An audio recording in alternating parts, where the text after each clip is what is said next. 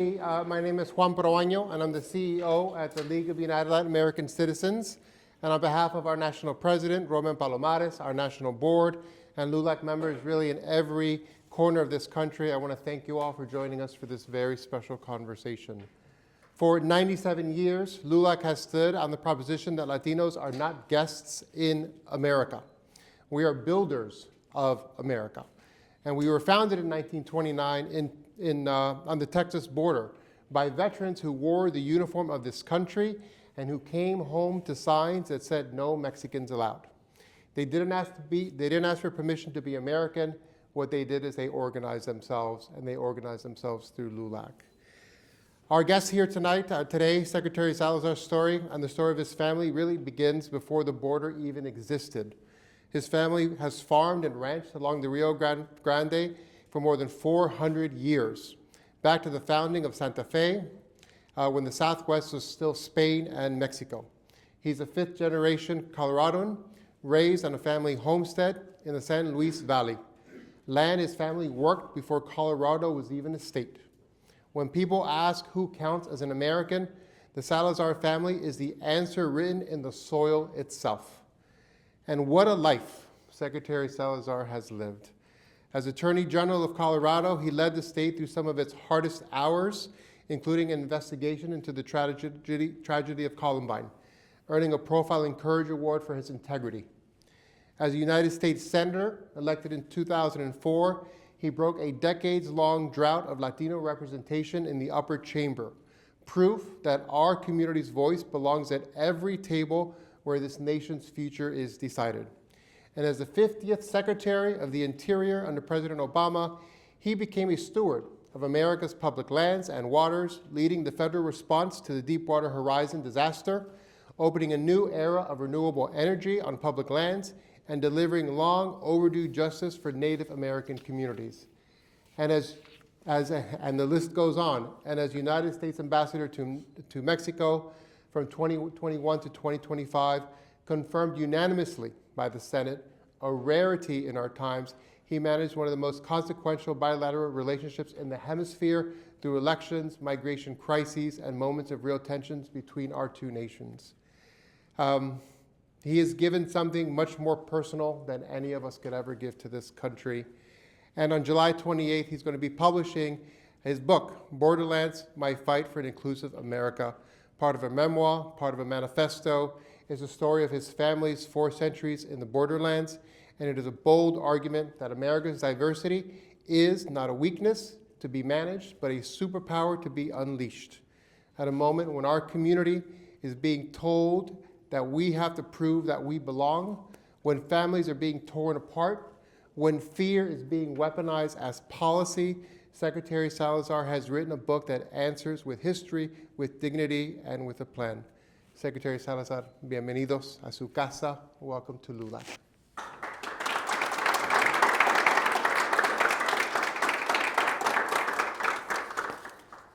Thank you very much, Juan. Let me just imagine with you just a little bit. It is now 1929. So LULAC turns 100 years. Where will we be? Where will you be? Where will our communities be? Sometimes living in fear in places like we've seen with the killing of Salgada in Houston, and all of the people in every one of our states who, frankly, were living in the shadows of fear, but now we're living in the shadows of death. But where will we be in terms of the vision of LULAC from 97 years ago? You know, we actually have kept on this march towards a better America, towards a more inclusive America. So that's the purpose of my book, really, is to help in that conversation. You know, the book is titled My Fight for an Inclusive America, which is really my own life story of discovery, but my continuing fight. You know, in talking to Juan, we're talking about LULAC and its history. We're talking about how now LULAC is everywhere. We're talking about the 700,000 now members, followers, all the affiliates, the councils of LULAC. And I've been so proud to be part of that journey, including meetings in the White House, meetings in the Roosevelt Room, meetings in the US Senate office, conversations that I had in Mexico. But I have never been, at any point in my life, more proud of this country, proud of Jun Proaño, proud of LULAC, because it's a time that's called for you. It's a time that's called for all of the fellows who are here, sitting upstairs and just meeting with the fellows briefly, Juan.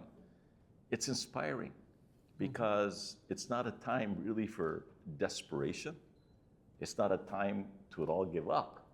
You know, it's a time to go forward, and we are going to get our country back. We're going to do it because our community is a powerful community, and it's from sea to shining sea. We're talking a little bit about our history. You know, from roots in Latin America. You know, Juan goes to Miami, becomes a very successful businessman, but decides it's time for me to do a new purpose and to try to get LULAC into a different place for its 100th year anniversary. I know what the challenges are. He knows what the challenges are. You know what the challenges are. But all you got to do is to see what LULAC is doing today, and it's an exciting time. So Juan, thank you. Thank you. Just keep doing what you're doing. I'm with you all the way. Thank you, Secretary. Thank you. And we're really so happy to have you here and join us, and really thank you to all of you for coming out and joining us in this conversation. We're going to talk about the book, but I wanted to start off a little bit, a couple questions about your career, Secretary. So the San Luis Valley as a starting point. You grew up on a homestead without electricity or a telephone, on land your family has worked for generations. Before we talk about Washington, before we talk about Mexico City, what did you learn in the Valley? What did it teach you? So can you hear me with my mic here, or do you need this mic? You can hear me here? Okay, then we're good with that. So thank you, Juan. So everybody's place is special. Each and every one of you, you reflect on where you were born. I met Birmingham, Alabama.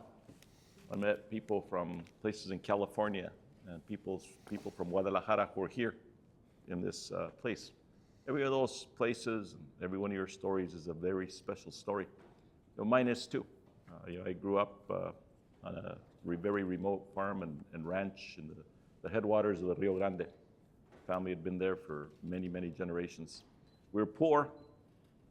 We worked the fields probably since I was 4 or 5 years old. I was out there on a horse, working the fields, tilling the soils, milking cows, doing all the kinds of things that are really survival things. You know this from your families. You know, we didn't have the luxury of having anybody do that for us. So we were my dad and mom's labor force. So there were 8 of us.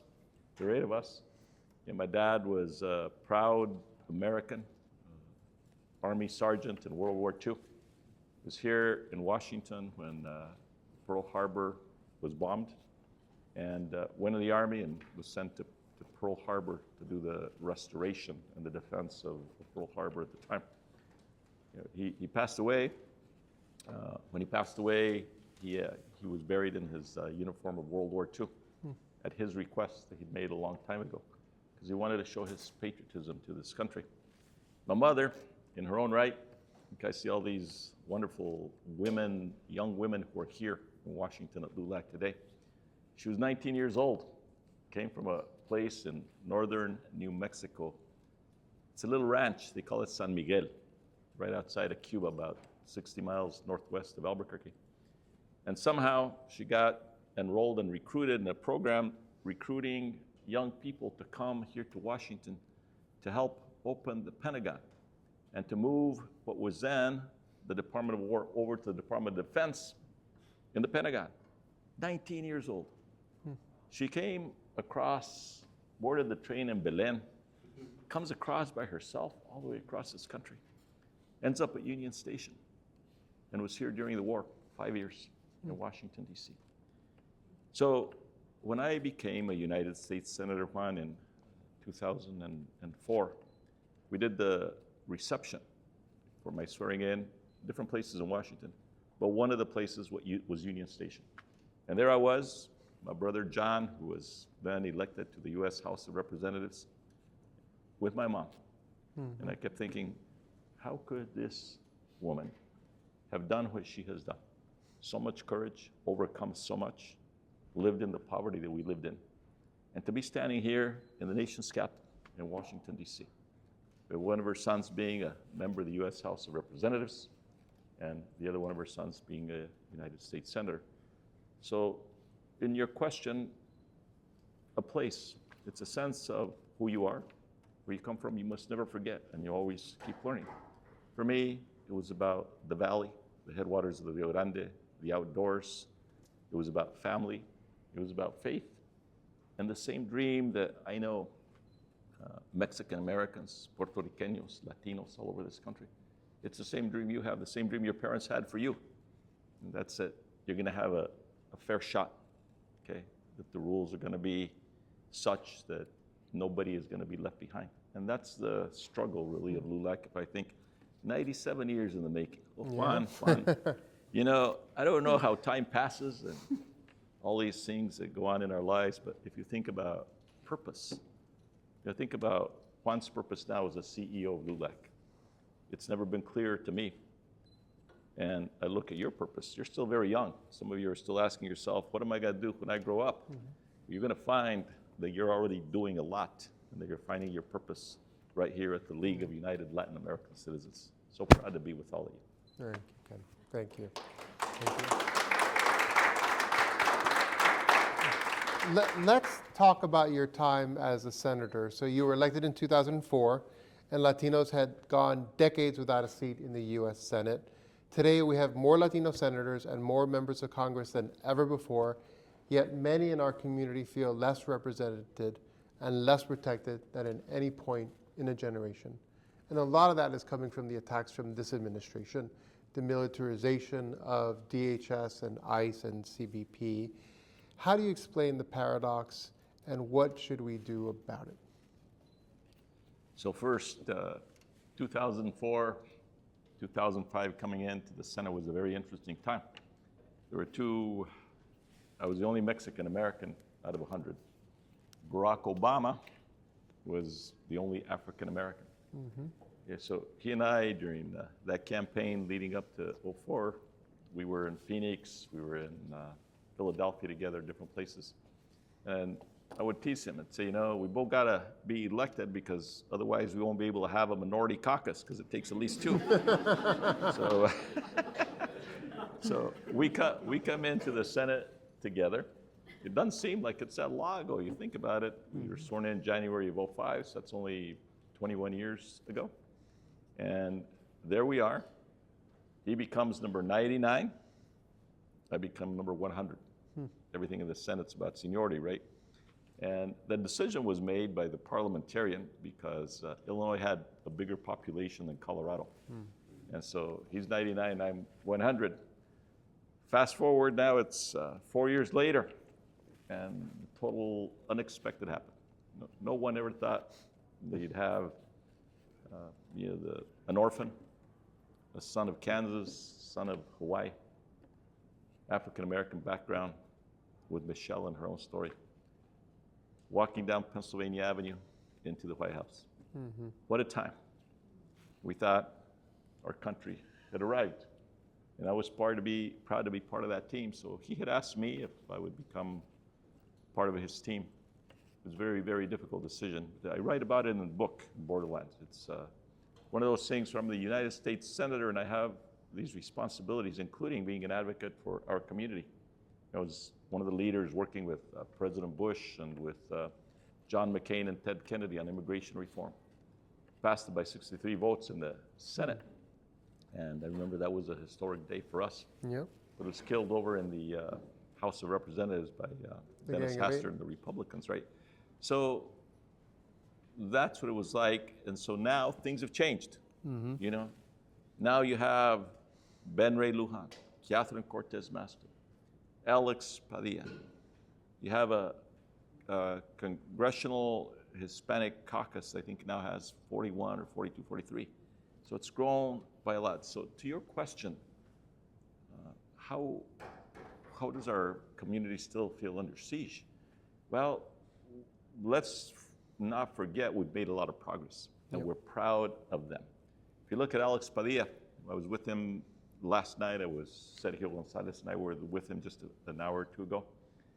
And we were recalling what happened to him in LA, where because as a United States Senator of a state with nearly 50 million people, he dared to ask a question of the Secretary of Homeland Security. Yep. And he ends up being knocked down, handcuffed, knee to his back. So I gotta say, we have to support them. And we have to be proud of what they're doing. Now, what we need to do is we need to deliver a lot more power from our community so that then the dreams and the visions of LULAC, their dreams, our dreams, we can actually make them happen. No reason why dreamers should be living in the fear that they live in today. You know them, I know them. I put them up when I was in Mexico because I had dreamers that would come to Mexico to visit me for the first time. Some of them who hadn't been there since 30 years ago, who left when they were 2 or 3. So we know what we have to do to keep moving forward in progress to create a more inclusive America, and we know what the solutions are. Yep. What we lack right now is a greater political power, and that's through voting, that's through registration, that's through education, that's through the leadership, again, that Juan, you and LULAC and your board and all the members are exercising. Over 36 million Latinos eligible to vote. Only 53% of them are actually registered. It's a 19% gap from non-Hispanics that are typically at 72 or 73%.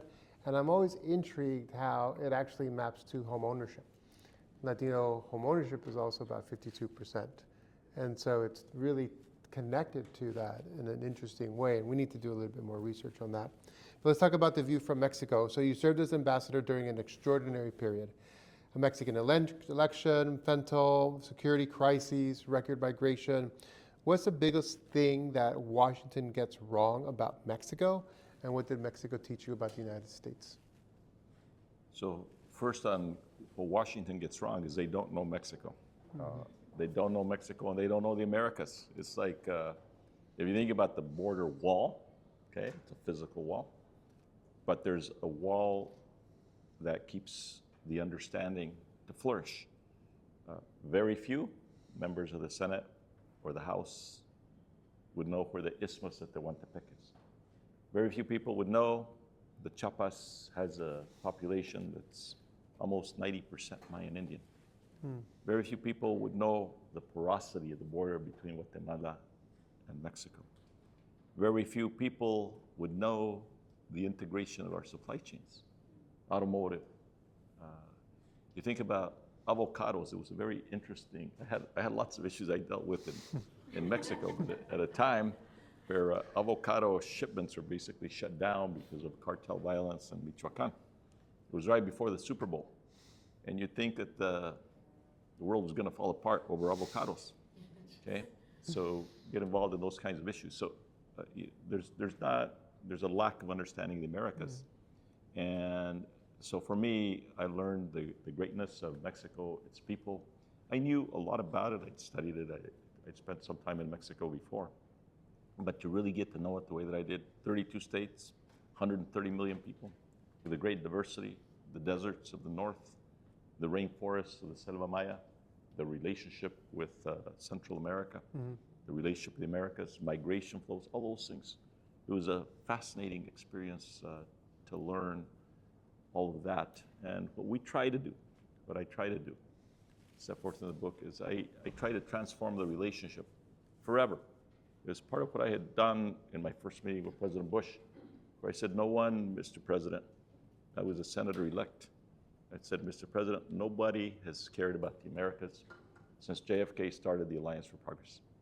And that was a time of high hopes.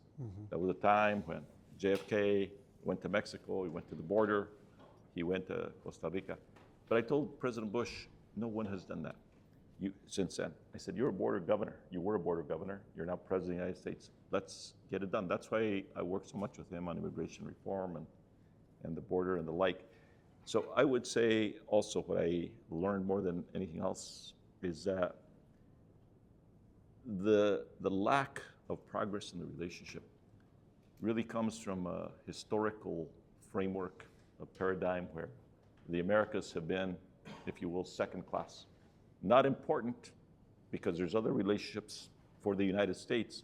Then this is Democrats like Republicans. I'm not, everybody has to be involved here because there's been a view of, Europe's a lot more important. Okay, we've got to deal with China. You got to deal with the Middle East. And then if there's a little time left over, you deal with Africa. And then if there's a little time left over, you kind of deal with the Americas. But you really don't have to do much. Okay, you don't have to do much. And that's the paradigm that we have to change in the Americas. We have to create really a renaissance, I would say a revolution of thinking about our relationship with Mexico and the Americas. And I hope that Borderlands contributes to that conversation. Yeah. I've spent some time in Mexico with my daughter. The ecological parks there are absolutely beautiful and stunning. The food, the people, the kindness in the world. And we saw a lot of that during the World Cup as well. So it was really wonderful. One last question before we go on to some questions about the book. And I want to talk a little bit about diplomacy versus domination. And so we've seen the U.S.-Mexico relationship managed through partnerships and now through threats and tariffs. From your experience, which approach actually delivers results on issues that Americans care about, like security, fentanyl, migration, and jobs? So the second to the last chapter in the book is about the creation of a new American alliance. And what I mean there is we have to create some durable legal international frameworks between the United States, Canada, and Mexico. And then by extension, with time, the rest of the Americas. But right now, you have about 500 million people, 500 million people between the US, Mexico, and Canada. The US, 330 million, Mexico, 130 million. Canada, huge in geography, but only about less than 50 million people. But how you create a democratic and an economic powerhouse in North America is something that we ought to do. And what that means is, yes, we need to secure the borders. We need to make them modern. We need to make them work for people. We need to make them work for people who cross the border every day. We need to fix security and deal with issues like fentanyl and national defense. We need to understand that in the geopolitical context of competition, and we are falling behind rapidly in the geopolitical competition with China, Russia. Russia is heavy into Mexico and the Americas, and yet what we are doing under this administration is basically building a wall. And who ought to be our closest neighbors and allies, respecting the sovereignty of both countries, should be someone that we share a 2,000-mile border with. And in order to do that, you have to work with respect and with partnership. Some hard questions, and it's on the Mexican side as well. Mexico needs to very much understand that security has to be paramount, and that they need to solve the security challenges, including the violence, the extortion, the cartels, the dominance of violent groups along the border in Tamaulipas, in the Frontera Chica, mostly along the border, but also in a lot of other places in Mexico, that they need a new era of security. But the only way that's going to happen is if we do it together. That's the United States and Mexico. So diplomacy has to work, but it has to be effective diplomacy with the power of the White House, the power of Congress behind it. I hope that we can get back to that at some point. This country has really gone in such a different direction. Certainly over the last 4 years and over the last 12 years as well. So let's talk about the book. So you chose borderlands, which is not a very common word. People don't use it much. A border divides, and borderlands is really where culture meets family. What are you telling us by that choice? So we live in our own borderlands everywhere, right? I mean, here in the United States, if you think about how sometimes we compartmentalize ourselves here in this country, whether you compartmentalize yourself sometimes by the color of your skin, or about where you come from, or how long you've been here, whether you're rural, whether you're urban. It's about walls that keep us apart. Well, the border itself, U.S., Mexico, or Canada, US, that's also another kind of border. It's its own reality, right? And so the whole purpose of the book is really to lift us up from our own identity, respecting our identity, but understanding that everybody else matters just as much as we do. And so for me, borderlands in concept is about us, ourselves here in the US, the borderlands within our own communities, as well as our relationships internationally. Yeah. Secretary, who counts as an American? You pose that question directly in your book. We know that your family's been here for over 400 years. LULAC took that fight to the Supreme Court on birthright citizenship. But how would you answer that question for a young Latino that is looking through a new set of eyes, that doesn't have that history that your family has, that feels like they're under attack? I would say be proud of who you are and be proud of your identity and be proud of being an American. I answer that question in a lot of different ways. One is, I'm a proud U.S. citizen, and everybody who is a U.S. citizen by birth should be proud. There are many who are naturalized citizens. They should be proud of who they are. There are those who aspire to be citizens, and we should help them along the way. So we should be proud of that.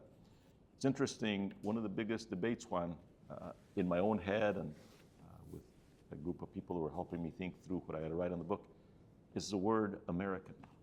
So if you are born in the Americas, are you American? If you were born in Colombia? If you were born in Ecuador, are you American? I would say America.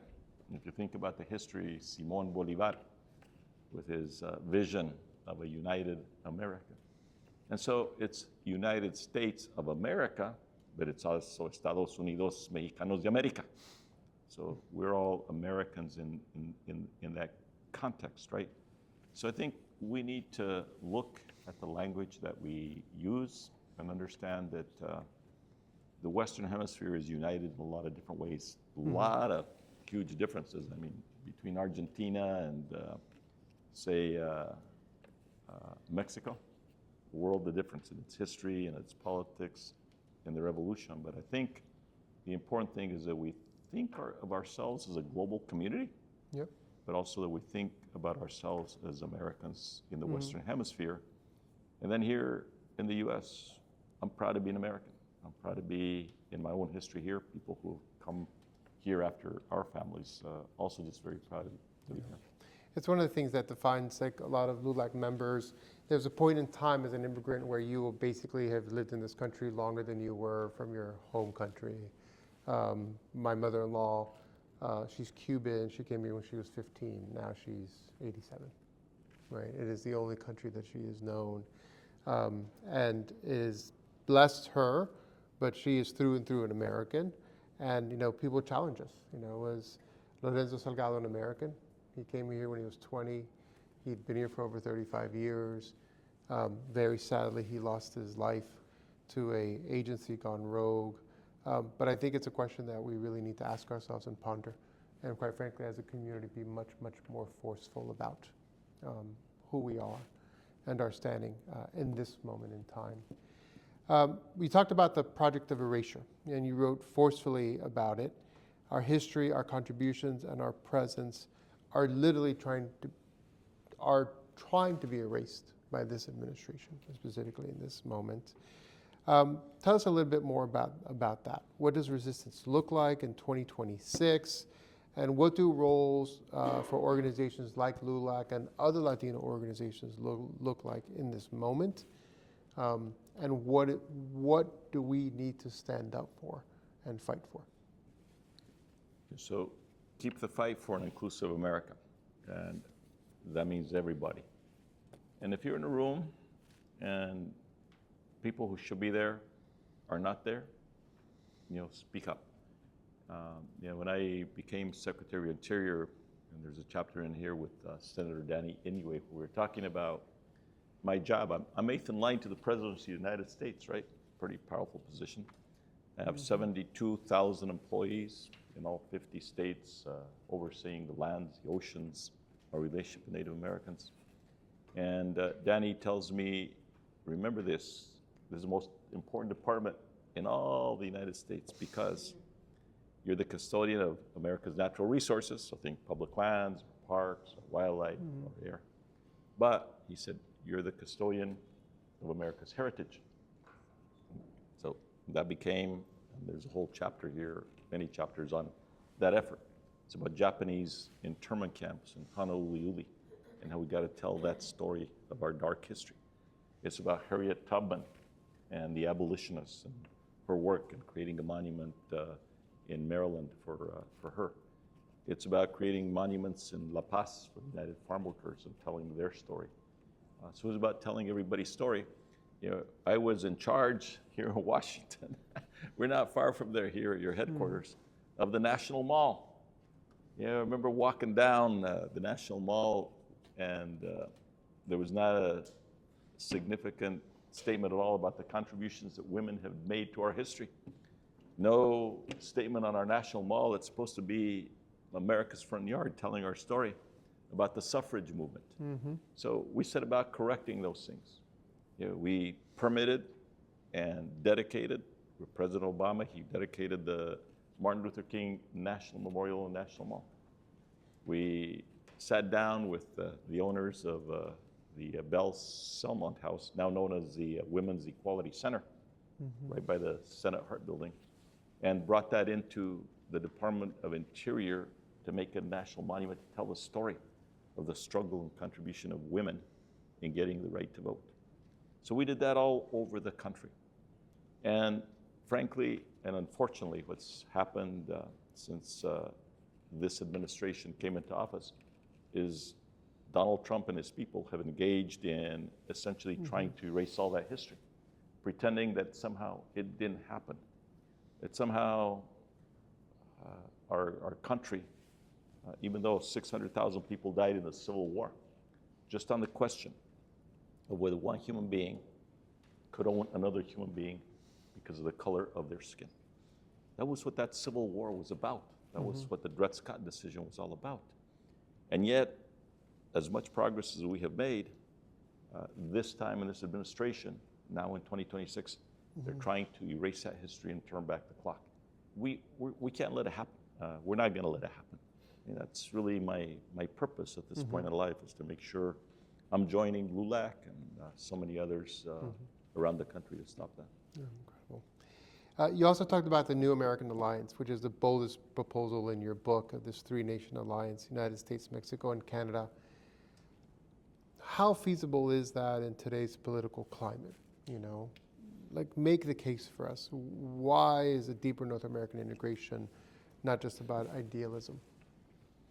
So for me, for the United States, it's a matter of national security, of economic security, and of understanding that we are a family here in North America. And there's a lot at stake, and you can peel the onion of each one of those themes in a lot of different ways. But we know what we have to do. Yep. We know what we have to do on trade, what we have to do on security, what we have to do on migration. We know what we have to do. We just need the political courage. So to your point, we got to get it back. You know, by the time we roll around at 2028, I hope that the New American Alliance is at the heart of everybody who is seeking office for President of the United States, and that they're touting it not as a second or a third issue, but as a prominent issue that could get done. If you get the right president, Juan, of the United States, and they have the right backing in the House and the Senate, we could get a whole new North American treaty on security, on commerce, on education, on migration. We could get it done in 100 days. I have no doubt. It's a matter where we had the political power. May I just deviate just a little bit? Yeah, please, please. So LULAC is so much about education. And when I got to Mexico, I came to understand that we had 351,000 Chinese studying in our universities in the United States. Not the number, not a bad number necessarily. There were over 50,000 South Koreans. It's okay, it's part of our global reality. But you know how many Mexicans were studying in the universities here in the US? Less than 4,000. Less than 4,000. How do you square those numbers? And then in Mexico, if you think of the great universities in Guadalajara, in Mexico City, in Puebla, very few United States, if you will, Americans are studying in those universities. So we set about trying to change that. And we started a program called it was 200 years of the diplomatic relationship that we're celebrating between the US and Mexico. So I said, why don't we take those numbers and go for 200,000? We'll change it from 4,000 to 200,000 students, going both ways. We made some progress. By the time I left, I think we're up to like 30,000, which is good. But we have so much more to do. So right now, even as the USMCA TEMEC is being negotiated, there ought to be a chapter in there on education, on workforce development, both ways, okay? So there's a lot that can be done just in that venue alone. Yeah. You also talk about diversity as a superpower. You argue that diversity is really America's superpower and that it is being forsaken. For elected officials that are retreating from that principle, what do you say to them? You know, I led the attorneys general in the litigation in the Supreme Court in the Grutter decision. That was a defense of affirmative action and inclusion back in 2001. And Sandra Day O'Connor, who wrote the opinion, basically said that she cited the brief that was filed by the former members of the Joint Chiefs of Staff that said our national defense, just look at the diversity in our armed forces. You see it, by the way, now, what's happening in the Middle East and who's dying there. Where's the diversity of the defense of our nation? So the military had long recognized it until this time right now. But she saw it in that decision. She talked about the Fortune 500 companies, which had also filed an amicus brief in the case. And she said they recognize it because of our global reality in terms of our supply chains. So that fight is just as present today as it was then. And you know, corporate America seems to be afraid right now, and some of them, not all of them, but some companies basically backing out. They shouldn't. You know, they ought to embrace diversity for all the goodness that it is. It's a positive, it's not negative.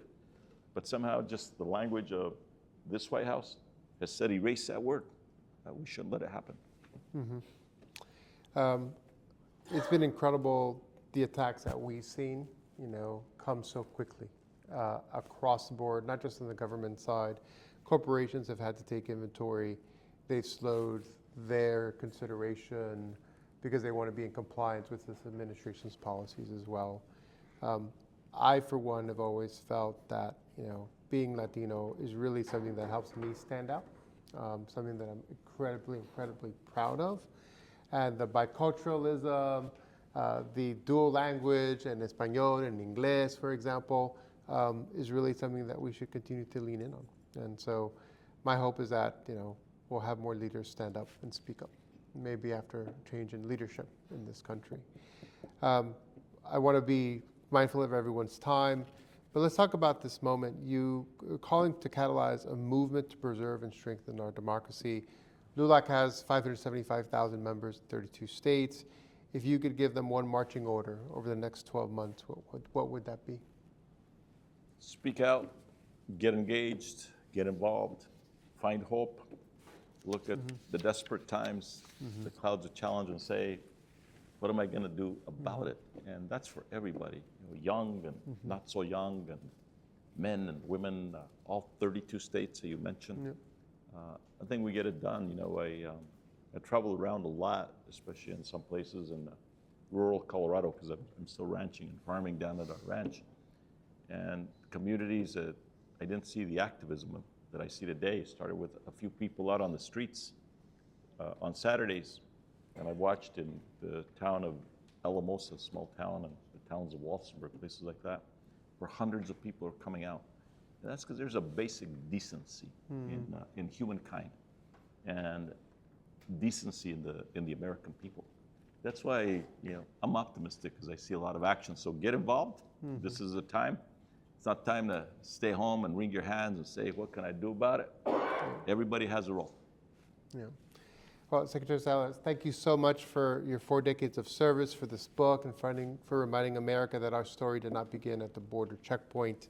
It began in the borderlands, and it belongs to all of us. So the book is coming out July 28th, right?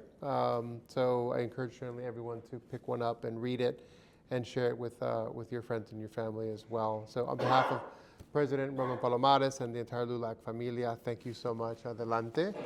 And then if you want to take some questions, maybe it's a little bit of Q&A. Do we have time? We have time for just a few. Okay, all right. So maybe raise your hands if you have a question for the Secretary. Christopher.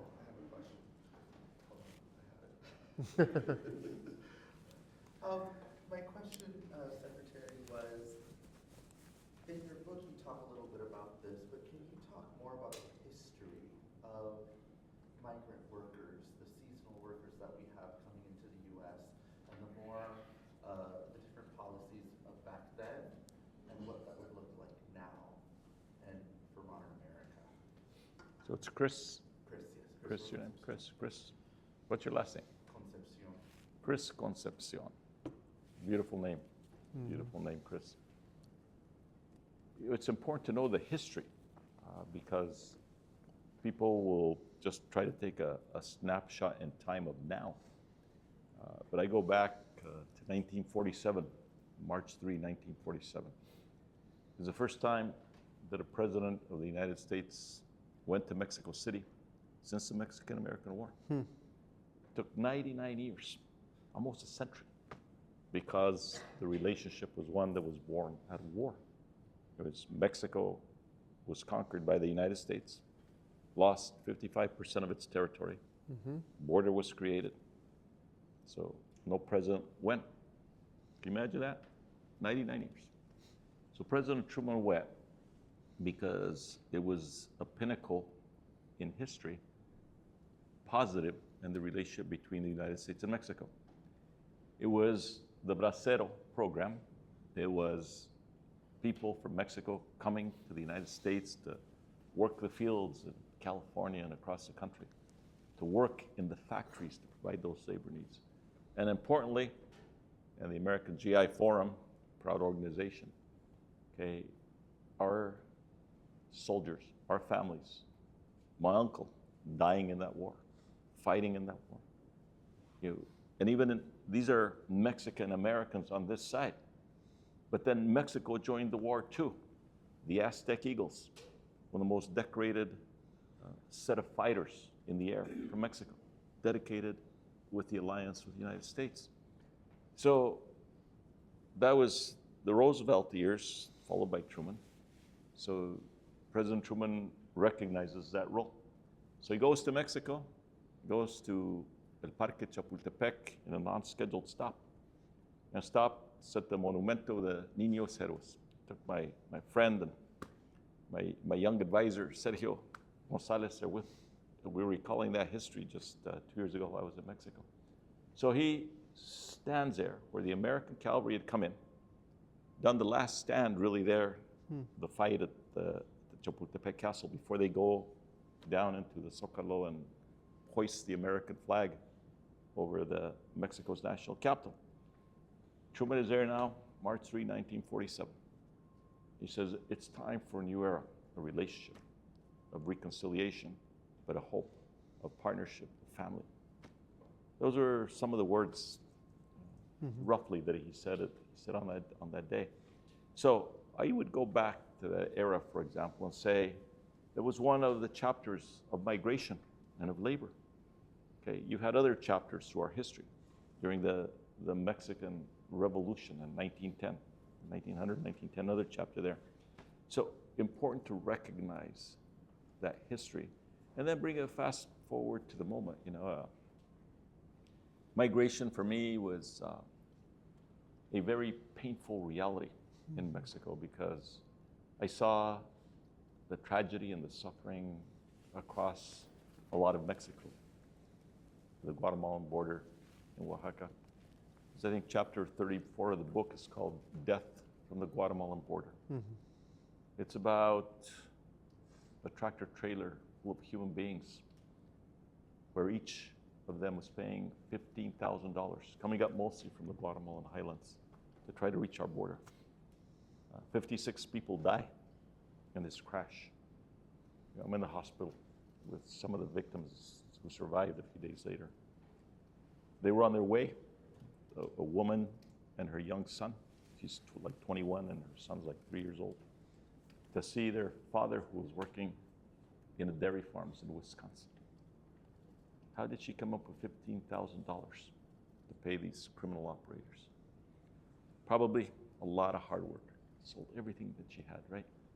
And so that's part of the story of migrants and labor. And we need to recognize that. Because if we don't, and I say this to Democrats, and I say it to Republicans, and I say it to independents, I say it to humanitarians, I say it to the church, that if we don't recognize that reality and come up with solutions, we are inflicting human suffering and human death on a lot of people. That's the moral imperative here when we start talking about labor and migration. That's what we got to deal with. You know, everywhere in this country, and the red states, okay? I'm talking Idaho. Yeah, Idaho couldn't function, frankly, if it didn't have the migrant workers who are in the fields, who are in the dairies. It couldn't. And yet, you see the political leadership of Idaho who's so anti these workers. How can that be?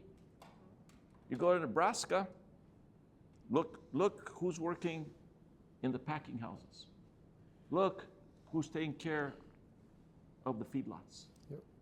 Okay? So somehow the people of this country need to wake up to that reality. And then, yeah, there's here, I didn't mean to go so long, Chris, but there are issues here that are related to labor and migration that we know what the answers are. And we can create the legal pathways. Yep. But we need to have some courage to do it right.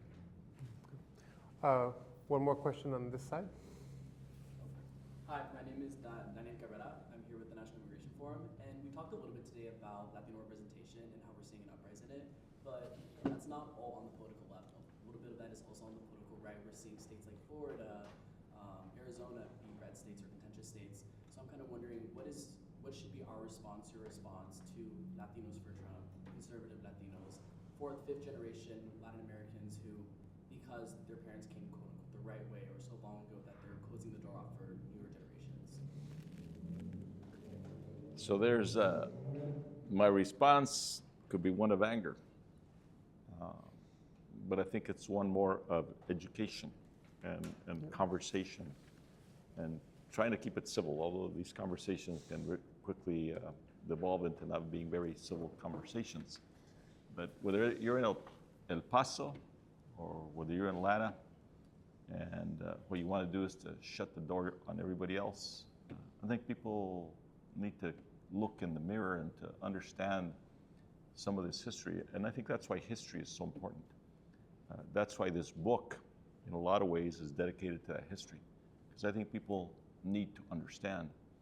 You know, I think when people think about Mexico, a lot of times they will never think about the Aztec eagles. Okay, they won't think about our supply chains on strawberries and blueberries and all the rest of the things that we eat. You know, I have a very good friend, probably one of the wealthier Mexican Americans that I hope, I won't say his name, but I hope you get him to support LULAC in a very major way. But he says, don't argue it from a civil rights point of view, he says.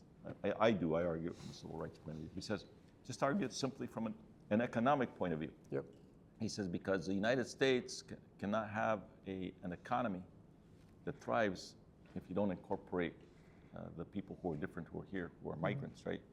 So he argues it to the Wall Street Journal and to organizations that are very conservative on the issue of migration.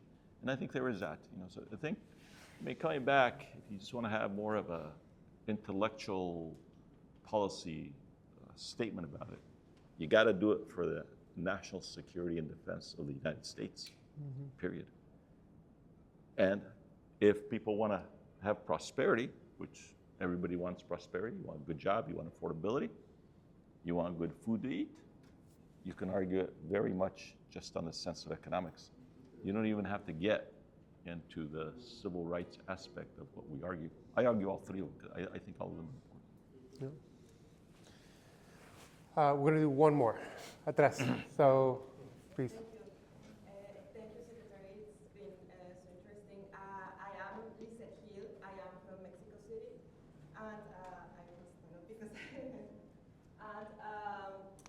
I am studying actually right now. I am an Archer Fellowship. The Archer Fellowship is a program for the universities of the Texas system that bring us all like to DC to do our internships. And there I was working these 2 months in a policy paper related to the demographic trends in the rural areas of the U.S. and how actually a very important share of growth that in the last years has been in terms of population in rural areas is Latino population. So 1/3 at least of rural growth is because of rural population. So I was wondering because when one analyzes all these trends, this understanding of national security becomes like a little maybe limited, like to okay, we don't want the entrance of undocumented immigrants, but there are many issues that are a consequence of these declining populations and aging populations in some rural areas that actually are related to lower economic growth, problems with public infrastructure, services, and sometimes I wonder like how much can be this narrative like change to like show this evidence about how important it could be actually like bring this revitalization to some communities, change maybe these immigrant policies in terms of maybe providing these services, providing these rights to promote the human rights and also maybe helping these communities to develop like this trend. I mean, it is international, the aging the population of rural areas. So I was wondering, what advice would you maybe have in terms of how can we change these, very like rooted ideas of anti-immigrant with this evidence about how it can actually be like a positive, it can have positive outcomes for communities. It's a very good question, and you see it in places. I see it all the time in rural America. It's you go down, and many places in small rural towns basically are struggling. Many of them are dying, and yet you'll see places that will have la carnicerias and paleteras. So it's putting a shot in the arm and revitalizing a lot of places in rural America. And I would say I've seen a lot in the Midwest and also in my own state in Colorado and some of the rural areas. So I think it's a positive thing, and I think it's part of what will change our country. You know, in my state, which I know the best, right? So if I look up at the northern part of the state, there's a town of Greeley and a town of Fort Collins, cities of now over 100,000 people. It used to be that mostly Mexicanos used to live on that side of the track. And there's a lot of discrimination back in the day, still some. But the communities are doing much better now in terms of their public schools, in terms of their inclusion. You know, a Republican county, Weld County, I'd say, I don't know, it's a large percentage of the students there are now Latino. And so you're seeing that change that comes about over time. Let me just say, so how many people here are you're from the city, you're from Mexico City. How many of you have how many of the rest of you have roots in Mexico? Levanten la mano. Okay. Okay. How many of you have roots in Central America? Hay Guatemala, Honduras, Costa Rica, Panamá, El Salvador. Okay. How many of you have roots in South America, Colombia and South? Okay. How about the Caribbean? Cubanos. Juan, tu mamá?